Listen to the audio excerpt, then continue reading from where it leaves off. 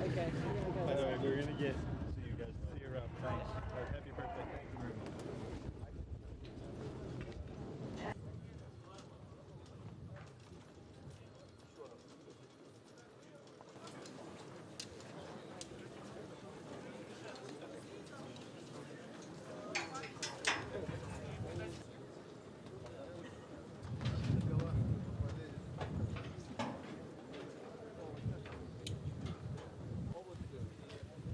much.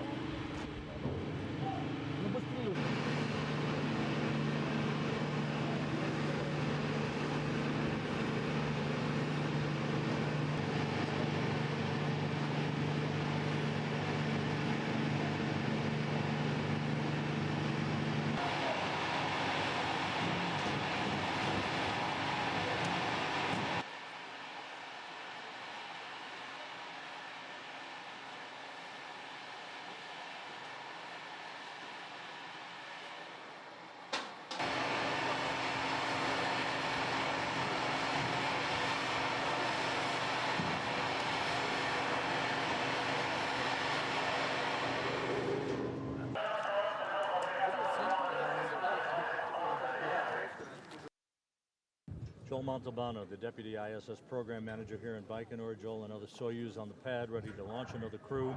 In this case, 2 Americans launching, the addition of a 3rd NASA astronaut on board to start a year of that type of crew complement.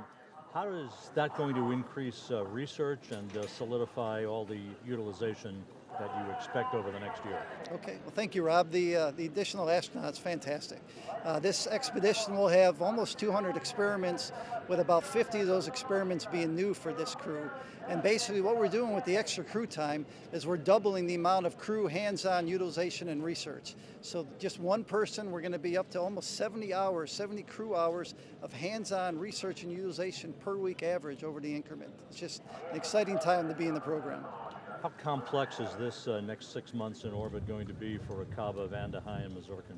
Oh, right now with the additional crew member, we continue to hit our stride on space station and doing more and more utilization and research, and the ability to do the science, do the research, get those results to the scientists on ground. It's just fantastic, and so we're looking forward to it, and we're just happy to be here. 3 weeks from now, the 60th anniversary of the launch of Sputnik from this very launch pad will be marked.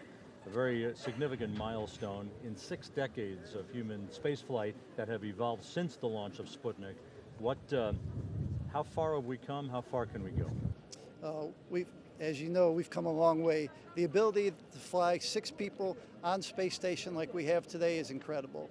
We see these opportunities that are presented to us and allow us to do the utilization, allow us to do the research, and to keep moving forward. And this is important as we look forward to exploration. Eventually space station will end and we'll have to go past the low Earth orbit and go to cislunar space. And these days, these times that we've been working on these past 60 years, we're taking steps forward to go make that happen. Sean Fuller, the Director of Human Spaceflight Programs in Russia here in Baikonur. Sean, this is the 2nd Soyuz launch of a crew in just 7 weeks. It's pretty remarkable when you think about it.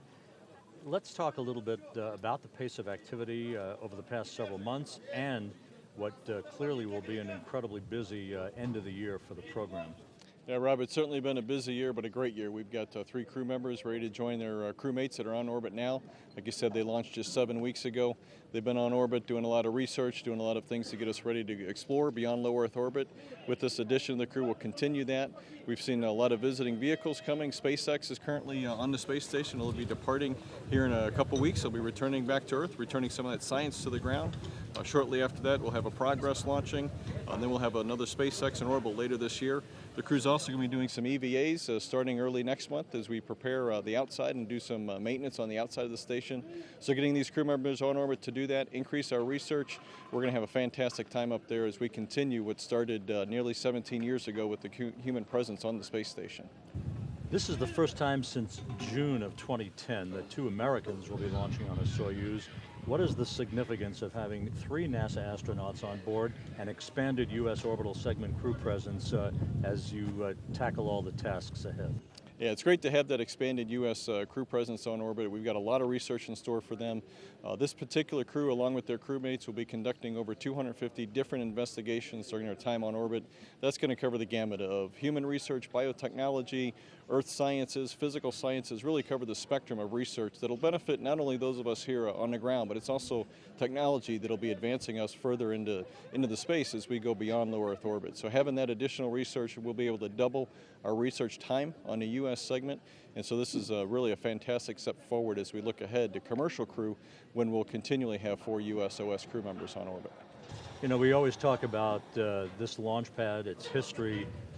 We always talk about it in regard to Yuri Gagarin having launched on this pad, but 4 years before Gagarin was the launch of Sputnik 1 on October 4th, 1957 that started all of this. Your thoughts on the significance of that, how far we as a human race have come in 60 years? Yeah, I think it's pretty spectacular. Like you said, 60 years ago we took that first small step from here. Today we have humans living in space, and I like to remind folks that we did start that on the space station 17 years ago. And so there's a whole generation now that their life has been with people living in space. We're now living in space, and we'll start venturing farther beyond low Earth orbit, and so we'll take those next steps just like we did exploring new worlds here on Earth. We're exploring new space in space and going farther beyond.